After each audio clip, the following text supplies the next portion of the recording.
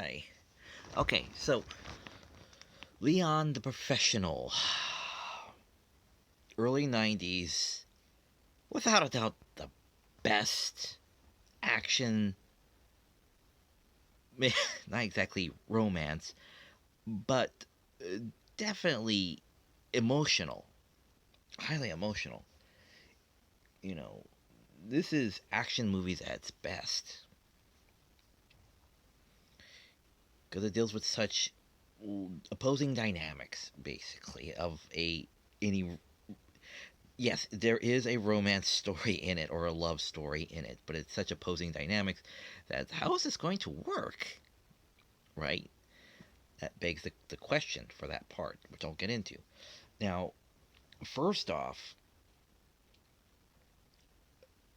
there are two different versions of the story. There's the director's cut, and then there's the theatrical cut or whatever. So one's shorter and one's longer, basically. And the one I saw growing up throughout the years is Leon the Professional. And I think that the extended cut is just called The Professional. So I believe that's how the titling works. I think just check out whichever one's longest and go with that generally if you can. It's about 20 minutes of difference between the two, so look for the longer one. Now, that being said, the story, the shorter one, is still good on its own. It's still good. It's still recommendable. Maybe not highly recommendable because I still recommend the longer version over the short version. But I still, if that's the one you've got or has available to you, still watch it. I still recommend to watch it. But if you ever get the chance to see the extended version, please do. Now, let's talk about the short version first. Okay, so Leon the Professional, I believe, was the shorter version's basic title, which is the theatrical cut, I think, um, or U.S. cut, um, is about Leon the Professional. He's a cleaner. He assassinates people, and this guy is untouchable. He's like the best that ever was, and he is not a bad guy. No, no. He is like John Wick was. He goes out to assassinate other bad people, other criminal elements. So that being said, that's what he does. So we see this guy, and he's introduced properly. It's not exposition; it's proper storytelling. It's shown. It's show don't tell. He is shown being this awesome badass, in the opening scene, and then we see him go back to his everyday life. The space between the notes, and we see him. He's just living his life. He's just this solitary guy, a rather a bit lonely. He doesn't come off exactly as lonely, but he comes off as rather singular, I guess. Would be the thing because this guy still fills his life with good stuff. I mean, he goes to the movies. He's constantly watching his back, but he's watching the movie. He goes in to watch Singing in the Rain. He goes off. He gets 3 quarts or three not boxes, milk cartons, large milk cartons of milk. So his life is, and he waters his plants. So his life is very minimalistic, and so he is not sad. His life doesn't feel empty, but he's very much a singular unit. So, sorry, that shift. Always shifts. Ah, no, that's too low. Okay, there. So, so, his neighbors is some guy, some father, some sort. Anyway, he cuts down some crooked DA agent's coke. The guy comes in, shoots up the place, shoots up the family. While not the youngest, the one of the middle child, Matilda, goes off for a milk run. So when she comes back, her family's slaughtered, and she hopes that Leon will take her in. and she just like met him like the one time or something like that, and so he takes her in, and they have this close bond because as the story progresses, she falls more and more in love with him. She's like 13 at the time, but she's supposed to be like 14, I guess, or something like that. So she's transitioning from child to adulthood, and so yes, she falls in love with him, and he kind of reluctantly kind of starts falling in love with her. But he still is very much aware that she is still just a child, and this guy's like 48, 52. I don't know. He's middle aged, if anything. So he is surprisingly looks like a very very old man. So he's very much keeping his professional as much as possible, but he's reluctantly starting to have feelings for her. In the beginning, her first night, he by the way, he also sleeps in an armchair by the door because he sleeps light. He has his glasses on and the beanie and everything. That's how he sleeps. He's been doing this for 30 years. So that's what he does. And so he gets his gun, goes over to her while she sleeps, and puts the gun to her head, trying to debate with himself to put her out of her misery because he doesn't know what to do with himself. He doesn't know how am I going to take care of this woman, this girl. You know, what am I going to do? How am I supposed to be a mentor, father, or friend? How am I even supposed to do any of this? A relationship in any regard, even as a friendship, what am I supposed to offer her? Would just killing her be the best thing for her? Thankfully, he doesn't. And then he goes and sits back in his chair.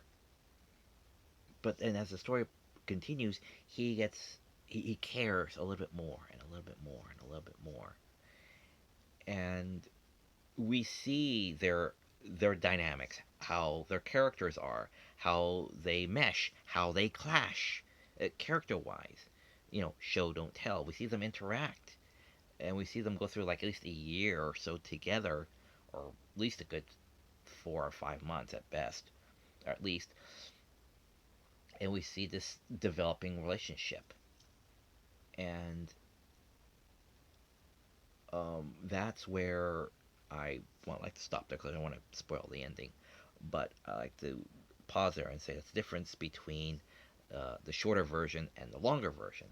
Now, the longer version fills in a bit of the blanks of editing for the shorter version. Now, there are certain scenes where has high emotion, and then it has a middle scene, so it doesn't just smash cut to the next morning. But there's a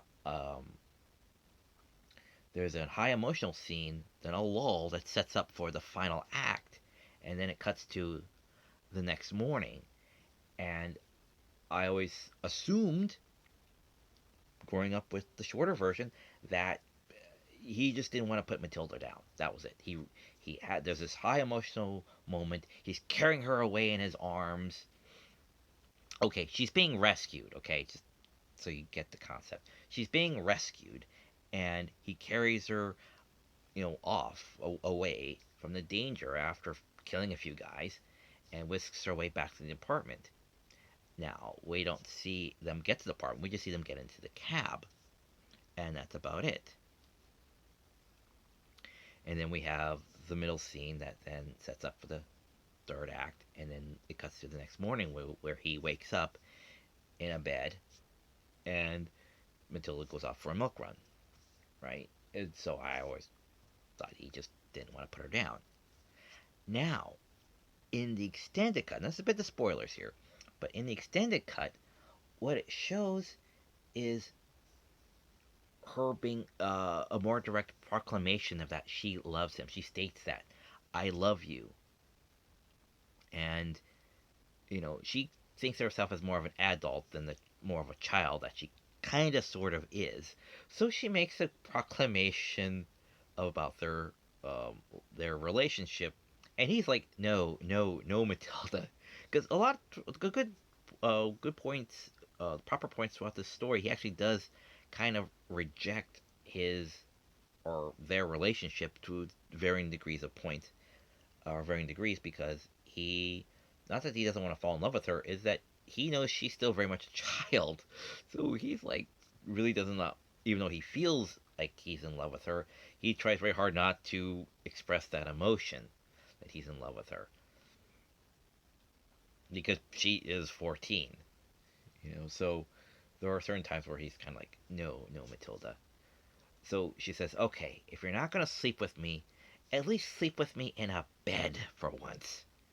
Because it's like, yeah, a guy, no one sleeps in a chair. That's not a way. That's not a good way to sleep. So she says, just for me, I'm asking you, just sleep in a bed for once. He's like, okay, Matilda, for you, I will sleep in a bed.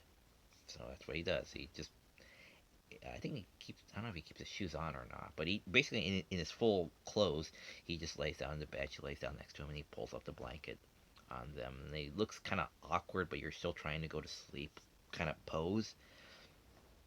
And then that's it. And then it goes into the middle sequence that sets up for the third act. And then we cut to the next morning and we see that explains why he was in the bed. So there's a bit of that explanation, which I still highly recommend to watch for yourself because it has such high emotion in it. The other scenes that are there are a few pickup shots here and there, and that's like the longest real deviation. Some scenes are kind of switched around. Some dialogue is off screen that was added at a different point in the story. So this one scene, which was removed, the dialogue from Matilda, no, not from Matilda, from Leon, is in placed in an earlier scene. So there's that, which I still highly recommend. Uh, you know, there's a whole restaurant champagne celebration scene where it feels it's like, well, how did you think this was going to end exactly? Like, how do you think this scene was going to happen there, Leon? But yeah, it gets quite a bit uncomfortable. Uh, but it's hilarious to watch because I think she was actually legitimately drunk in that scene. I'm not sure, but what a love of God, I love it. But yes, um, like I said in conclusion, Leon Professional is well written, well acted, well shot. Uh, Everything about it is just wonderful. It is this how's that going to work kind of question, or how are they going to make this work, you know? So if you have the shorter version, I recommend just watching that. And then if you ever get the chance to get the extended version, I highly recommend that because it just fills in a few more of the little spots for the editing. So yeah, enough time on that. So take care. See you at the drive-ins.